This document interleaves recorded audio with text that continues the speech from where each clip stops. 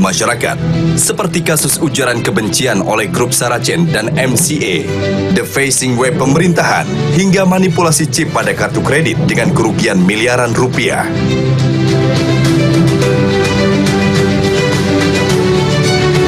Dengan seluruh dukungan SDM yang profesional, serta fasilitas dan infrastruktur teknologi informasi yang dimiliki, Direktorat Tindak Pidana Siber Bareskrim Polri siap menghadapi tantangan kejahatan siber di masa depan, serta siap menjadi kesatuan yang unggul untuk mewujudkan Polri yang promoter, profesional, modern, dan terpercaya.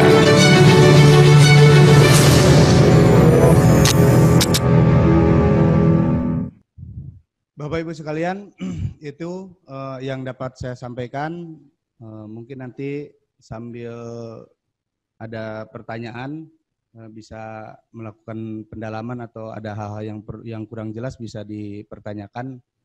Dan terakhir bahwa keadaan hari ini adalah hasil perkembangan masa lalu dan apa yang kita kerjakan hari ini akan menentukan masa depan. Sehingga mari kita sama-sama kerjakan hari ini yang lebih baik daripada hari kemarin. Terima kasih. Assalamualaikum warahmatullahi wabarakatuh.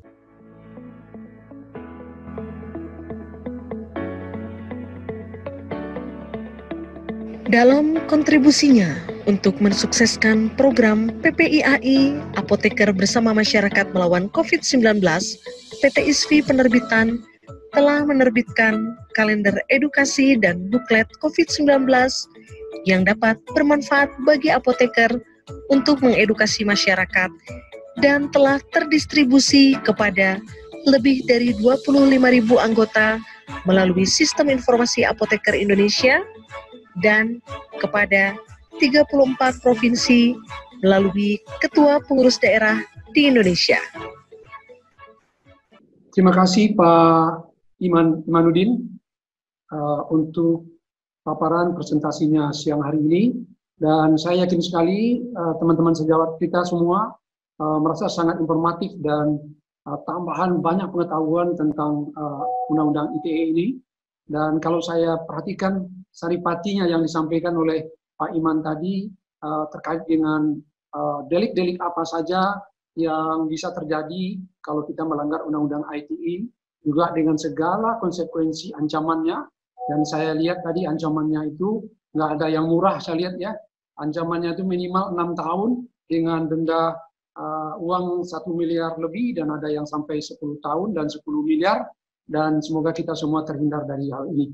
Dan juga yang saya tangkap tadi dari Pak Iman juga, selain memberikan hal-hal yang terkait dengan delik dan ancamannya, juga beliau menyampaikan tata cara pencegahan yang barangkali bisa kita lakukan, yaitu dengan melakukan update operasi IT kita, dan memperbaiki dan melengkapi selalu SOP, dan memanfaatkan cloud dan artificial intelligence, serta membangun juga kapabilitas teknologi, dan juga lakukan arsitektur yang tersambung dengan sistem teknologi, dan tingkatkan selalu SDM kita yang terkait dengan IT.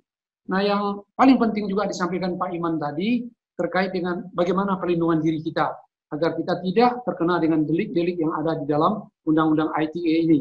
Yang pertama itu, lebih baik diam kalau tak paham. Itu yang tadi saya tangkap. Yang kedua, jernihkan hati dan jaga diri. Jangan mudah emosi, lihat ada posting, jempol dan telunjuknya, langsung segera bergerak. Dan selanjutnya, lakukan check and recheck ya terhadap informasi yang kita peroleh. Dan jangan mudah posting, jangan mudah share, apapun itu, kalau kita tidak pasti mengenai kebenarannya. Nah, ini yang saya tangkap dari apa yang disampaikan oleh Pak Iman.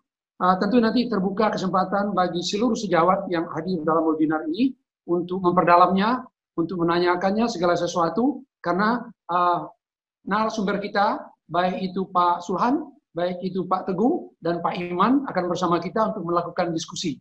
Dan saya akan ambil pertanyaan-pertanyaan dari Q&A yang sudah ada, yang sudah kita peroleh. Untuk Pak Sulhan ya, untuk Pak Sulhan, ada tadi barangkali mesti dijelaskan atau dijernihkan ini pandangan atau pendapatnya. Pak Sulhan, kalau begitu sensitifnya risiko dari media sosial ini, apakah kita itu lebih baik nggak boleh bertanya karena risikonya kok berat sekali? Nah ini gimana nih Pak Sulhan untuk memberikan jawabannya? Ya, terima kasih Pak Rijal. Jadi mungkin senafas dengan bahwa konteks bagaimana orang begitu harus hati-hatinya dengan media sosial itu bukan pada substansi, tapi lebih pada cara. Karena itu seperti paparan saya, dalam konteks kita memahami proses komunikasi bermedia sosial itu ada dua. Pertama terkait dengan bahasa, yang kedua terkait dengan teknologi komunikasi medianya itu sendiri. Nah, sejajar mungkin dengan pertanyaan lain mungkin. Kalau begitu kan biasanya kita tidak bisa berpendapat untuk melakukan kritik. Berbeda maksud saya. Jadi kritik itu tidak pernah dilarang, tentu gitu ya. Tapi permasalahan di media sosial itu bukan tentang apakah Anda sedang menyampaikan kritik atau sedang menyampaikan pujian, bukan. Yang dua hal itu sama, tapi yang sedang kita tekankan dalam diskusi adalah cara menyampaikan kritik dan pujian itu. Itu sebenarnya intinya. Jadi mengapa dia sangat berkaitan dengan bahasa? Begitu banyak nanti mungkin Mas Teguh dengan Pak Iman yang akan menyampaikan, begitu banyak perkaranya itu pada prinsip definitif perkataan dan kalimat. Tentang substansi maksud, itu hal yang lain. Jadi jangan kemudian lalu kita merasa takut, oh, kalau begitu nggak usah deh, nanti kalau kita mengkritik sedikit jadi masalah. Bukan itu poinnya. Begitu banyak berseliweran kritik di media massa, seperti kalau kita melihat bagaimana cara orang di Amerika, Partai Republik dan Demokrat bersitegang tentang sebuah isu publik umpamanya, itu sangat menarik. Tidak ada masalah dengan berbeda itu tadi. Apalagi konteks Indonesia itu sangat diversity. Kekuatan perbedaannya luar biasa. Problemnya sebenarnya adalah how to deliver the message sebenarnya. Bagaimana cara memilih kata, bagaimana cara memilih bahasa ketika kita ingin menyampaikan maksud itu tadi. Jadi bahasanya mungkin beginilah. Mungkin ya Pak Rizal ya, kita mau memberikan durian pada seseorang. Luar biasa kan itu? Enak ini pasti. Tapi ketika kita memberikan durian ini dengan perkataan yang sangat menyakitkan umpamanya. Nih, makan lo durian. Kamu kasihan kayak orang kelaparan 3 hari sudah nggak makan buah. Itu sakit rasanya. Yang disampaikan baik mungkin durian, tapi cara delivernya ini. Nah, sensitivitas orang terhadap cara deliver ini yang jadi masalah sebenarnya di proses media sosial. Jadi sensitivitas kita tentang empati umpamanya sebagai contoh, oh kalau kata ini yang aku pakai mungkin berbeda esensinya dengan kata ini. Nah, jadi logika mungkin masyarakat kita tuh belum terbiasa dengan prinsip apostrof.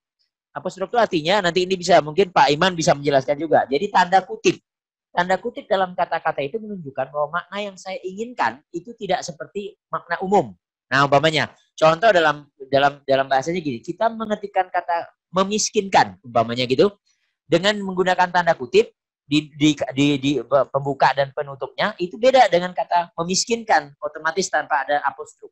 Jadi dalam ilmu kultural, dalam ilmu budaya itu sangat terbiasa para ahli gitu menggunakan kata apostrof. Karena apa? Karena maksudnya itu bisa kita diskusikan kembali. Nah, sampai pada titik itu, mereka-mereka yang kata Pak Teguh itu tadi lebih cepat menggunakan jarinya daripada menggunakan otaknya, bahkan memilih kata saja tidak bisa, Pak. Nah, itu masalahnya.